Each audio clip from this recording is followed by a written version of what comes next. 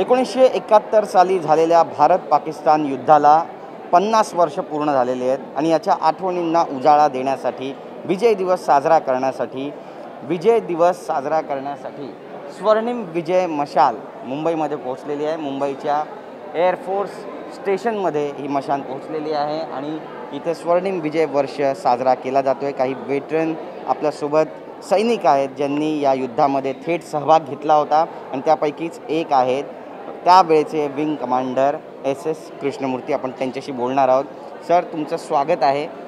काय नेमक्या आठवणी आहेत, किती मोठा उत्साह आजही आहे आणि जेव्हा मागे वळून पाहता त्यावेळी काय काय आठवतं? माफ़ करिएगा, मराठी ठीक तरीके से नहीं आता, मैं हिंदी में बोलूँगा, ठीक है? ओके। मी विंग कमांडर कृष्णमूर्ति। उस समय लड़ाई के समय मैं फ्लाइंग ऑफिसर था, flying officer with 3.5-4 years service और 24 साल का था। हम मुझे से 22 मतलब 22 नंबर का पायलट थे। उस जगह पर हम लोग सब लड़ाई करने गए हेलीकॉप्टर के साथ, लेकिन हेलीकॉप्टर ग्राउंड के नज़दीक, इट डजंट फ्लाई हाई, नज़दीक फ्लाई करता है, इसलिए हमको डर था कि ग्राउंड फायर मतलब कोई भी ट्रूप, कोई भी जवान उसके अपने हाथ राइफल से हमको शूट कर सकता है। ये एंटी एयरक्राफ्ट गन की ज़रूरत नहीं है, लेकिन उसको भी मन में रखते हुए और हमारी आर्मी का रिक्वायरमेंट मन में रखते हुए वी फ्लू। हम लोग 8 महीने फ्लाए, लेकिन ड्यूरिंग द वॉर उस समय हमने क्या किया है, ट्रूप्स को लेकर के, सामान लेकर के, कुक्ड फूड खाना बना हुआ है उसको लेकर के वो, और उसके बाद गोला बारूद जो भी किया है, जो भी उन्होंने दिया हमने डाल करके ये छोटा सा नदी, छोटा सा रिवर, छोटा सा उसको पार करके उस तरफ देना था। कितना मिनट, 1 मिनट का फ्लाइंग है, लेकिन अगर करते करते उनको तो 1 दिन निकल जाता था। तो ऐसे करते करते हमको 6 दिन का टाइम पर पूरा पलटन, पूरा ब्रिगेड को हमको ट्रांसफ़र करके ढाका के खिड़की के दरवाजे के सामने खड़ा कर दिया और बच्चों लोग बाहर आ जाओ, सरेंडर कर लो। और उन लोगों समझ गया है ये लोग अभी रुकने वाला नहीं है, हेलीकॉप्टर्स आ गए हैं और इसलिए सरेंडर करना बहुत अच्छा, इसीलिए सरेंडर हुआ। उस समय सरेंडर का 93,000, मराठी में बोलो 93,000, हाँ 93,000 ट्रूप्स सरेंडर्ड। दुनिया के हिस्ट्री में सिर्फ 2 बार हुआ है, अभी ये 2 बार दोबारा सेकेंड वर्ल्ड वॉर में मंटगोमरी के साथ, मकार्दर के साथ हुआ था। और ये बोलते हुए मुझे इतना खुशी हो रही है कि हम लोग ईज़िली ये फ्लाई करते समय हम बाकी लोगों को देखते हैं और हेलीकॉप्टर कहीं भी लैंड कर सकता है, कहीं भी उड़ा सकता है और कैरिंग कैपेसिटी ज़्यादा है। हमारे साथ टेक्निकल लोग आए, on the field under the sky हमको मेंटेनेंस करके दिया था। वो उनका काम कभी भूलूंगा नहीं। एक चीज़ हमें बहुत अफसोस है कि उनमें से किसी को भी हमारा अवार्ड नहीं मिला है मेंटेनेंस क्रू में, लेकिन कोई बात नहीं, उनको मालूम है उनका क्या काबिलियत है, क्या कर सकते हैं।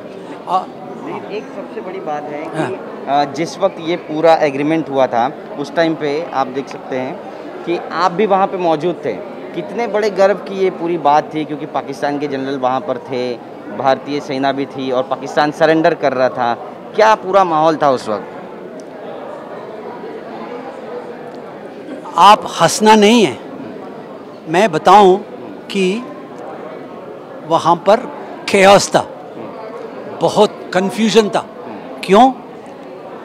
उन लोगों ने सरेंडर किया है, हम लोगों ने सरेंडर लेना है और रात होने वाला था और उससे पहले फ़ोटो लेना है और बांग्लादेश हमारे कंट्री से आधा घंटा पहले सनसेट होता है, इसलिए उसके पहले करना था। लोग लोकल बंगाली लोग पाकिस्तानी आर्मी के पीछे पड़े थे उनको मारने के लिए। क्यों? उन्होंने बहुत तंग किया था एक साल से, लेकिन उनको भी बचाना है, हमको भी अलग रखना है। और 93,000 का जो शरणार्थी ट्रूप सरेंडर करते उनको भी हमको उनसे गन लेकर के डिसार्म करके बाकी लोगों को अलग करके उनको सुरक्षा देना है।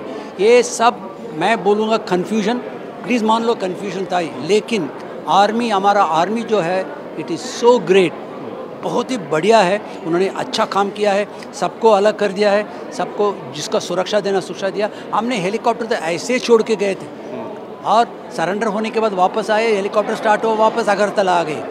ये याद रखिएगा, दुनिया में ये बोस्ट नहीं है, ये मतलब ये मैं बोलूँगा इंडिया में, दुनिया में सबसे बड़ा देश हमारा है और army, Indian army is the best. Why? Because the training, the traditions and the discipline we have. And I want the younger generation to understand, सबको समझना चाहिए कि हम लोगों ने क्या किया है। मैं इधर खड़ा हूँ क्योंकि मैं बच के आ गया था, लेकिन लोग बहुत थे, ट्रूप्स, आर्मी, नेवी, एयरफोर्स का, कितने लोगों का आर्म्स, हाथ चला गया था, पैर चला गया था, लेकिन उनका मदद करने के लिए आर्टिफिशियल लिम्ब सेंटर, उनका जयपुर फुट या आम पैर वगैरह देने के लिए थे। उसके बाद उनको सोसाइटी में सेटल करने के लिए मदद कर रही है। We did it and don't know problem.